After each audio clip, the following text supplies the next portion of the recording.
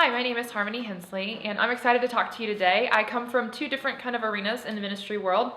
My primary role is at Vineyard Cincinnati, where I serve as the pastor and director of outreach and inclusion. So it's my job to get the people in the seats engaged in kingdom work out in the city. And it's also important for me to make sure that we have a systemic approach to including all people in the body of Christ.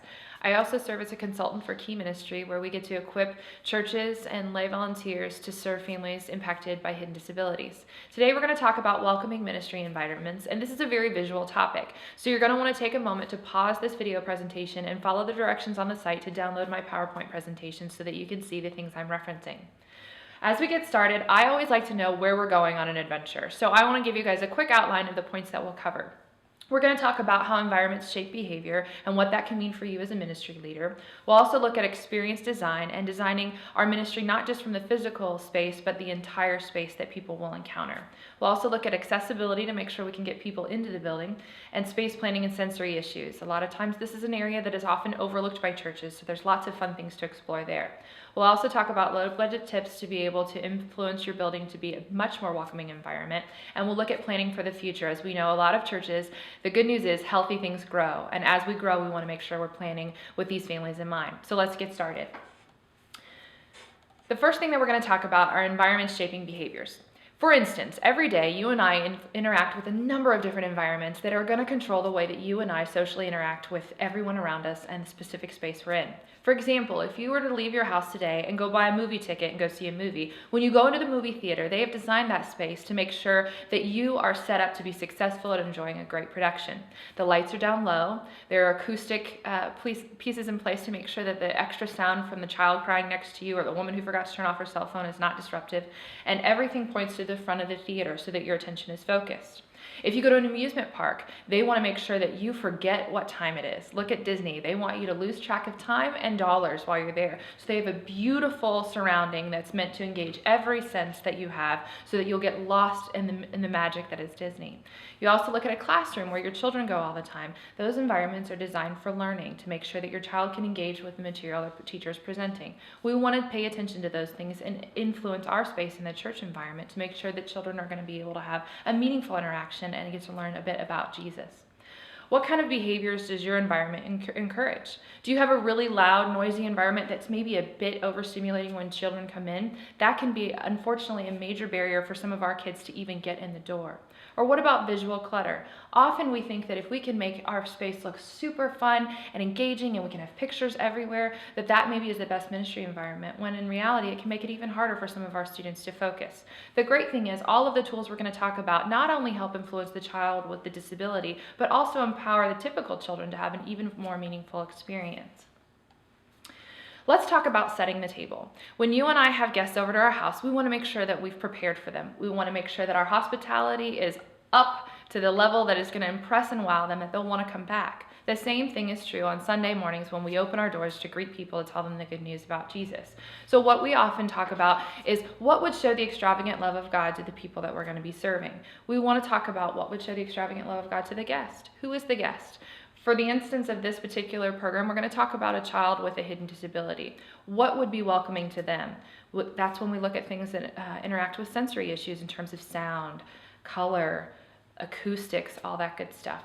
What about the parent? What will have the parent feeling loved and respected? What will set them up to have a successful adventure here with us at the church from the parking lot all the way to the pew? What about the family? Unfortunately, a lot of us who have served in inclusion ministry for many years have heard story after story of families who disability comes into the family story, and in the beginning the extended family rallies and they're very supportive, but unfortunately as time goes on and the child gets older, we see that a lot of the extended families take a giant step backwards. This is a great opportunity for us to model to them what the kingdom of God looks like, that we rally and that we do life together through the good and the bad times. What about the volunteer? We want to make sure that the volunteer feels fully equipped to be engaged in this ministry. Unfortunately, the number one thing that usually presents an obstacle for people serving individuals with disabilities is that there's a fear of the unknown. So how do we dispel that? How do we talk about the elephant in the room and educate them so that they feel empowered to be able to have meaningful relationships and successful encounters with these families? What about the community? We realize that we are a light to our entire community. There are people who will never grace our campus. They will never come through our doors, but they will certainly hear stories of those who have, of those who maybe interacted with a church where they really came around their family and got them engaged and connected in meaningful ways. And you know what? They might show up at the pediatrician's office looking a bit more rested. And the doctor's going to notice and ask, Mom, what's going on? The family seems to be doing really well. And she can then tell the tremendous story about how your church has rallied around her. What about the vendor? We do live in a country where the marketplace is a very important piece to consider. And every good businessman or businesswoman wants to make sure that their business is helping their community to be a better place. So invite them into the story. If there are ways that their goods or services could help enhance your ministry, give them a space to do so. As you look at all of those different things, you're going to come up with a very comprehensive way to approach ministry. A great example of that is a communication key that we'll look at later. That was something that we came up with in a brainstorming process to help equip a volunteer, but ended up loving all the other parties we just talked about because it equipped other people to feel engaged in the ministry, valued the parents, and made the child feel comfortable with the environment they're in. But we'll talk more about that in a bit. One of the biggest things is getting in the door, literally. There are some folks that we will serve that unfortunately your physical building itself is a barrier. In the early 80s, there was a piece of legislation passed called the Americans with Disabilities Act. Most people are very familiar that this exists, but are very intimidated about what it could mean for your church. If you have old construction from before the legislation passed, you have been grandfathered in. However, if you do any kind of renovation or new construction, your church has to legally meet those requirements. Obviously, you would end up getting an architect involved, but keep in mind this is an evangelism opportunity. Not every architect knows Jesus yet, so this is an incredible way for you to use your ministry to expand to yet another person who's going to interact with you. Invite them in and ask for their expertise, and as you go through that process, be intentional about building relationships with them and letting them know that the good news of Jesus is not only important for these families that you're serving and getting through the door, but it's important for them as well. We also want to look at things like transportation. A lot of these families have a lot of trouble getting to and from where they want to go, particularly if they have a child impacted by a physical disability. So look at your campus through that lens. How are your curb cuts? How many accessible parking spots do you have, and what proximity are they to your children's ministry? Is your parking team equipped to help folks get in and out of their vehicle to make that an easy transition? Unfortunately, I've heard of countless stories of families who have made it all the way to the parking lot only to be so overwhelmed by the process of just getting in the building that they pack up and go back home. What a miss for all of us who are waiting inside the doors, greeting them. So make sure that's something that you think about. You can also invite individuals who are impacted by disability to help you assess that. One of the things that I love to have team members do is to get perspective.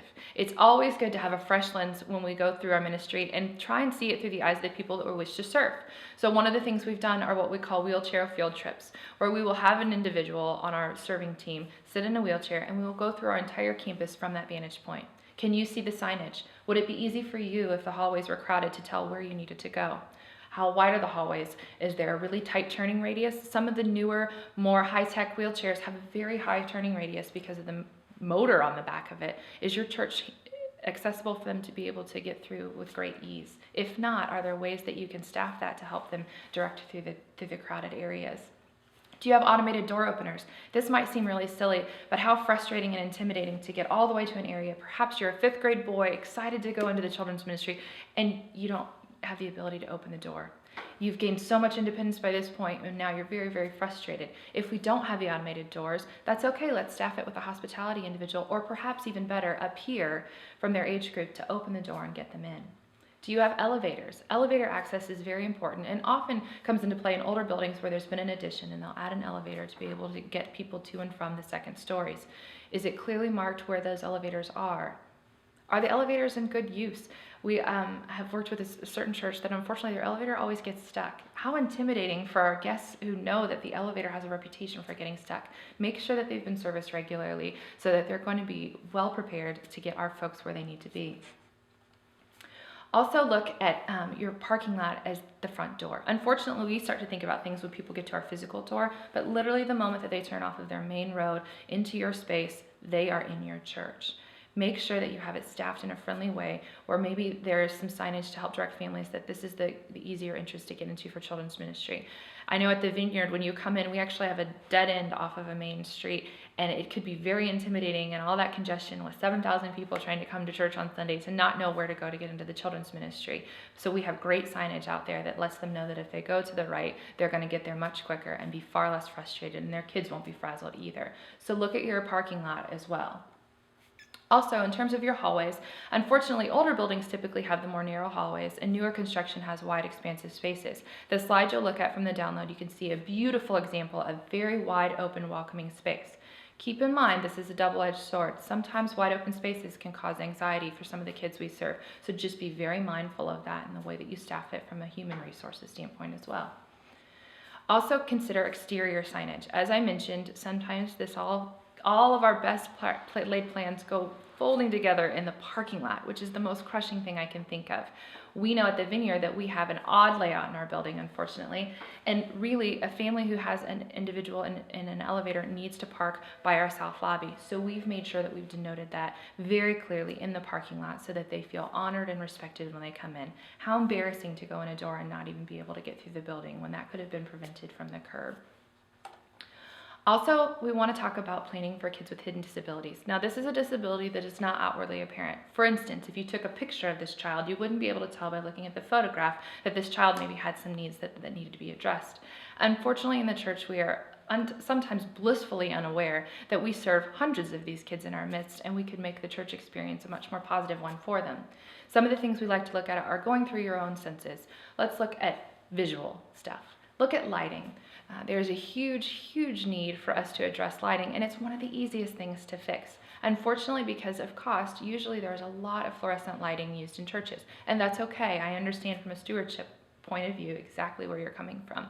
But there are ways to make fluorescent lighting more friendly by using light filters or dampers that are easily accessed online. We'll talk about a website later where you can look at those, literally for as little as $20. Those lights also tend to make a noise that can be very frustrating to individuals who have sensory processing disorders. So be mindful of that. Color. We love bright colors in the church. We want to make sure that this is a fun place where the kids want to come back. But unfortunately, in color usage, we don't realize that we can help depict behaviors in a pretty significant way. I once served with a church that had painted their entire children's ministry area Big Bird yellow. It was bright like the sun, and it had squiggly arrows that were bright blue and all kinds of primary colors. It looked like a crayon had just exploded through the space. They were very excited about this space and wanted to show it off, but they couldn't understand why all the kids would come in and would be bouncing off the walls all the time. You see, before they'd even spoken a word or had any of their programming enacted, the colors had set the tone that this was a space to go crazy. They did a simple paint job and used jeweled tones, which are a little bit more neutral, still vibrant, but a little more toned down, and they were amazed at the dramatic difference that they had in terms of behaviors for their students, and it was as simple as a $20 gallon of paint. Also look at limiting your color palette. More is not always better. Pick a few choice colors and consider using them to even be able to help denote where a child would want to go. For instance, maybe the burnt orange hallway is for preschoolers and the teal hallway is for elementary age kids. That can help to clearly identify spaces and make for a less confusing exchange for parents when they go to drop off their children. Also look at visual clutter. As I mentioned before, I've been to many classroom that is filled with every craft project that we've done for the last 6 months and posters of every story that we have ever told, from Noah to Moses to Jesus to Zacchaeus. They're all on the walls. And then we have children come in and we want them to focus very specifically perhaps on the story of Adam and Eve.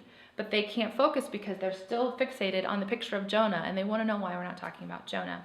There are smart ways to use the visual space that we have to focus the attention of all the children we serve to reinforce the curriculum that we have. Consider using plotter images that reinforce the theme that you're on for 6 to 8 weeks so that everything in the environment is helping the teacher to be more successful and the student to better engage with the gospel message that you're presenting. Communicate with pictures. A lot of the children we serve think in pictures. This is called visual cognition. If you want a great demonstration of that, I strongly recommend having you and your volunteers watch the movie about Temple Grandin's life. Temple Grandin did a great job advising the Hollywood producers on how to best depict that, and it's a great way to get your volunteers to start thinking differently about how the children we serve interact with their space. Also consider getting professionals involved, such as speech therapists or special educators who might be sitting in the seats sipping coffee and have never been invited into the adventure that is ministry. They would love to use their talents to be able to further the kingdom and not just the education system. And they've got tons of amazing resources and tools that they can use to help enhance your program. This is a great example of utilizing pictures in terms of your signage so that the signage is not only effective for students who read, but also for students who think in terms of pictures. This is from a partner church that we've worked with. The sign simply says, "We use our hands to pray to Father God," and there's a great picture of a little girl praying. This communicates to all the children that we would potentially interact with and further reinforces the message. And that's a wonderful thing. This is a great example of an open check-in area with neutral tones and plotter images to reduce the visual clutter. The great thing with the plotter images is that they're typically very low cost and can be easily produced and can really reinforce the visual stuff that we're already talking about in the classroom. So if we're doing a whole segment on Jesus and the cross or the Easter story, have your plotter images be based on that. Simply roll them up, store them in a PVC pipe, and take them out next year when we talk about Easter again. Very quickly, you will come up with a huge amount of resources to use in the months and weeks going forward. This is an example of the communication key I referenced earlier. When we were brainstorming some of our initial respite outreaches, all of the people who were on our leadership team had zero experience working with children with disabilities, which I personally love because it's a great testament that you don't have to have a professional background to serve these families, just a heart to serve them. Communication key is simply made by board maker images that have been put together and are then attached to the volunteer name tag. This allows the child that we're serving to be able to self-guide and self-direct themselves to what they want to do next, and also helps the volunteer to feel like they can really communicate with the children we're serving. This helps the parents to feel like we've done our homework and know how their child thinks. So this is a very honoring way to make sure that we've taken into account a lot of sensory issues that these children might be facing. We also want to look at sound. Sound can be very painful for some of the kids that we serve, and acoustics are often easily treated by window treatments such as panels, curtains, blinds, even some sort of embroidered bulkhead at the top that maybe you put some sort of logo on. There are a lot of options there. And then we want to look at the flooring. Now, I understand most children's pastors cringe at the thought of carpet because you see visions of grape juice and jelly and peanut butter and Play-Doh ground into the carpet fibers, and I hear you on that. However, now we have new technology and products such as carpet tiles, where you can put carpet tiles down. It'll look like a full room of wall-to-wall carpet, but if a stain should happen, you can pop up one tile literally with a screwdriver and replace it easily, or wash it and return it. This way, there's a great level of sound that is absorbed by the floor itself and creates a more comfortable seating environment. Some of the children we serve have anxiety about, what if I have to sit in an uncomfortable chair, or what if I sit on the floor and it's cold or it's hard or I don't like it. This is one more way to make the environment welcoming, but also taking into account stewardship and understanding that we want to make sure it's a clean space for the children we serve as well. If you do have tile or hard surface spaces, often a lot of local carpet companies have remnants that they would sell to you for a specific bargain discount, and you can have them bound and place them maybe in an area in the room that's strategic to story time or group time, and then the children can understand that part of their routine is that they go and sit on the carpet square when they're going to hear their story about the Bible. That can be a great tool for them as well. In terms of touch, not everyone likes to be touched. And I know often when I visit a church, I see well-meaning hospitality volunteers who greet the students at the door with a big hug and a warm embrace. That embrace doesn't feel warm or welcoming to everyone we serve, so ask first before engaging in a hug, and make sure that you've trained your hospitality staff accordingly.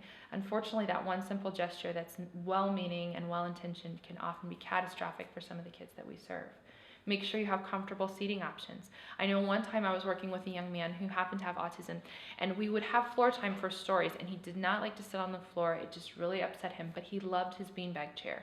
So we kept a beanbag chair in the corner and simply pulled it up, and he was able to sit there, and that way he could still engage with the rest of his peers and hear about the story, but also could be comfortable and able to focus more effectively. We also want to consider having things such as fidget toys. These are great for some of the children that we serve, but not all of them. The Therapy Shop at www.therapyshop.com is a great place to get these kinds of resources, including light filters. But make sure that you talk to a friend who maybe is a special educator or in the therapy world who can tell you who these tools would be helpful for and whom they might be distracting for. But either way, have them in your cupboard or your bag of tricks to make sure that you're set up to be successful for any child who comes in. You also want to look at making sure we're good stewards. I understand every ministry leader is looking how to stretch a dollar, and that we are living in a recession, and so that unfortunately causes for even tighter budgets in churches and nonprofits all across the country. I'm with you. So here are some great low budget tips to start to enact change in your space as your budget allows. Paint is often the very first thing I will recommend people to get. This is as cheap as $20 a gallon, and often if you go to local paint stores, they have what we call oops paints. And if you can mix those paints to create the color you want, sometimes they'll give them to you free of charge or deeply discounted, so always ask about that. And usually they'll take you to a back stock that's got all kinds of options for you. Classroom light filters are one that I mentioned earlier that can be a great way to make harsh fluorescent lights much more welcoming to the kids we serve. And a lot of them are very fun. Some of them look like clouds or maybe have different shapes on them. These can be purchased at therapyshop.com and other online options, and usually are as inexpensive as $20 for maybe a set of 3 or 4. So always look at those. Window treatments. Everyone's been to the clearance bin at Walmart or IKEA or Target. A couple of curtains can go a long way in terms of acoustics, so make sure your windows are treated appropriately. But do take caution, because some blinds can have long strings that can become a safety hazard. If that's the case, make sure that they are mounted up higher so that children can't get a hold of them and have any trouble with them. Plotter images are great to reduce visual clutter. If your church doesn't own a plotter, perhaps there's another church in town that would let you use their plotter at a reduced cost, or you could garner some sort of discount with a local store such as Kinko's or FedEx. Also consider beanbag chairs and oversized pillows. These are always very easy to buy in the fall, as they're a hot item for dorms all over the country. So consider asking people that as they prepare their child for college, maybe they buy an extra beanbag and donate it to your ministry. Beanbag chairs are awesome and always going to be useful in the environment. Sensory bins. Beans, beads, and bubbles are some of the favorite things that I've ever seen kids interact with, and they cost nearly nothing. Have some Rubbermaid bins with a good mix of things that kids can just rake their hands through. This can be such a fun tool and really costs nothing. So if you've got a bag of beans or beads laying around, or some bubbles from a wedding that was last summer, bring them on in and let your children's ministry use it. Clocks. Don't forget the clocks. I've seen many a meltdown averted because we were able to hand a child a clock, and they could see that when the big hand got to the 6, they knew mom or dad were coming back, or that when the big hand got to the 7, we were going to transition to story time. A lot of the kids we serve are very sensitive to schedule and time, and so honoring them by giving them the power to see the clock and see where time is going will be a huge, huge tool for you to have in your tool belt. Also consider having visual schedules. Visual schedules are great because they help the child know what to expect next. They're also really helpful for the volunteer who's maybe a little nervous about what's going to happen, and can be a great tool even for the typical kids to be able to help everyone know what to expect and what happens next. It's just a few pictures you can print out. If you don't have access to BoardMaker software, simply use clip art and laminate it and put it on the wall and you're ready to go. Now, we also have talked about healthy things grow. We all hope and pray that God will bless our ministry and that it will grow and that we will bring more and more people into the kingdom. This is a win. But as that happens, we want to make sure when we expand that we plan and think about people with disabilities in terms of the new space that we have. Always remember that if you build it, they will come. Like the old movie said, you want to make sure that you've created a space that's welcoming for the folks that we're wishing to serve, so that if they do come to your campus, they have a positive interaction and want to come back. Make sure that you prepare families for any transition that may come into bear. I once served at a church that had gone through a multi-million-dollar addition, and they were going to be changing dramatically the children's ministry space. There was a lot of excitement for most of the families we served, but for the children who we served through our special needs team, there was a lot of anxiety about this new change. They were very comfortable going to their classrooms, and we could tell that as the weeks got closer to the opening of the new space and excitement mounted for everyone else, fear was heightened for the families we served. At the time, Willy Wonka and the Chocolate Factory was out in the movie theaters, and so what we did was we had a golden ticket gala where all of the kids who we served through our inclusion ministry were sent a golden ticket in the mail, just like in the movie, and they got to come to a very special VIP sneak peek party after church one Sunday where we had pizza for lunch, and then their buddies and some of the folks from our children's ministry stayed after, and we actually got them hard hats, and they were able to walk through the new space where it was completely quiet. There was no one else there. They could get comfortable and start to get used to where they would go and could walk through what their new routine would be. This simple pizza party was a huge benefit to us as we transitioned into the new space. And that Sunday, when it came time for us to open the new classrooms, we had very little incident with the families we served, as they felt really supported and engaged in the process of moving into this new part of our ministry. Also look at social stories to help with these transitions. Social stories are a great visual way of depicting what is going to happen next. We use them in a lot of our respite ministry. We have a one-page downloadable social story that parents can print out and show their child so that they can prepare for what's going to happen once they get to the church. If you know you have a major change coming, create a social story that depicts that and give it to the families far in advance so that they can have time to go over it and the child can get very comfortable with the changes that are coming. Partner with parents for this plan. Working with parents and kids to design your new space and prepare for transition is one of the smartest things that you can do. They know their children the best, and they know what their experience has been at the church, and they can help you bridge that gap of not knowing what to expect, so that it can be a pleasant experience for the children and they feel empowered and engaged and included in the process as the body of Christ expands. And that's a win for all of us. You also want to create a wish list for future ministry supporters. There are some folks who maybe because of time constraints can't necessarily serve with your program, but they might have resources. So create a list of things such as bubbles, beans, beads, bean bags, things that start with B. That would be a blessing to the folks that you serve, and let them know that that is a way that they can engage your ministry. Clorox cleaning wipes can be a blessing just as much as their time on Sunday if that's the only way that they can engage. Also, if you're going to have new construction, you're going to want to look at different options in terms of inclusion ministry. There are trends where we have self-contained classrooms and sensory rooms so that some of our kids who would not be successful in the typical ministry environment have a great place for them to go to be included in the body of Christ. Consult with your architect to see ways that you can include that in your space. Also look at accessibility. As we mentioned before, it's very important for folks to be able to get into the building, but accessibility doesn't stop at your front door. It goes throughout your entire facility. So make sure that that area is very family friendly for folks to interact with. Look at proximity to exits. This can be a double-edged sword. On the one hand, it's great for our ministry areas to be close to the entrance and exit so that the families can quickly get into where they need to be without having to have the anxiety of crowded hallways. But it also means that there's a flight risk for some of our kids who like to be runners. So just make sure that you staff it wisely with hospitality volunteers to keep your kids safe.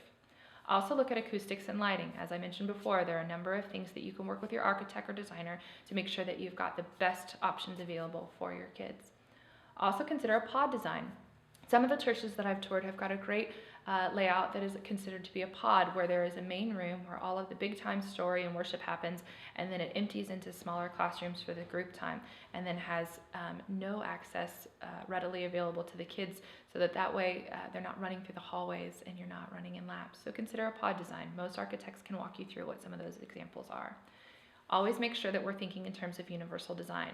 Most people have heard of universal design in terms of home building for those who maybe are going to be aging in their home and want to make sure that as they go from being in their mid-30s to their mid-80s, the house is still going to be a good fit for them.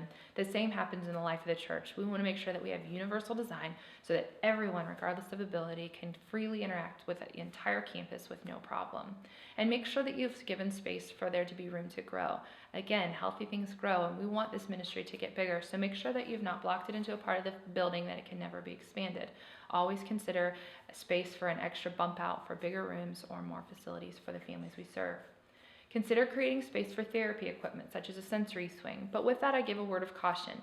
Be very careful about how much therapy equipment you have in your church, because we want to make sure we send the right message. The church is here to spread the gospel. We are not a therapeutic environment. However, there are some therapeutic tools that can make a better environment for the kids we serve, such as a swing. So just be smart about balancing that. These can be pretty big ticket items, so also talk to the families you serve, as often their children might have grown out of a piece of therapy equipment and it's just sitting in their basement and could be a blessing in your facility. So make sure you talk to them as well. In terms of renovating, we often take time to renovate, remodel, and renew our space to try and get a fresh look on what we have to create a fun environment for the people we serve. Room selection and usability is very important. I worked with one church that was very excited because their inclusion ministry had grown. They had a self-contained classroom, and that classroom was no longer large enough. They found a larger room in the church, but unfortunately it was the old choir room, and there were 2 doors that opened onto the main stage. So needless to say, a couple of the kids from the inclusion ministry have made a cameo appearance on Sunday morning because they got through the door quickly. Make sure you think about those kinds of things when you get a new space. Sometimes we get so excited about the bigger space, we don't think through whether it's really a better fit for our ministry. Look at fabrics and finishes and make sure that we're considering acoustics and setting everyone up to be successful. And consider updating your signage. Unfortunately, sometimes we get so excited when we move into the new area of the church, we forget to really denote for people how to get there. We don't want them to continue to go to the old spot and be completely lost or uninformed on how to get to where the ministry now is placed. And again, make sure that there's room to grow. So even in the new space, you want to make sure that as it continues to grow, there's more place for it to morph, because God will bless this ministry as you follow his heart for these families. That's pretty much it, and probably seems like an overwhelming amount of things to tackle, but I would recommend just pick one thing. Maybe it's a gallon of paint. Maybe it's a carpet square. Maybe it's a walkthrough where we're taking our volunteers through in a wheelchair to get perspective, but just do one thing. And as you continue to do one more thing, before you know it, you'll have an incredible ministry environment that's conducive for all people in the body of Christ to engage with the gospel. And that's where we see real life change. If you ever have any other questions or need more advice on how to make a more welcoming ministry environment, please feel free to contact us at Key Ministry, and we would love to help you brainstorm ways to make your space a perfect fit for the families you're reaching.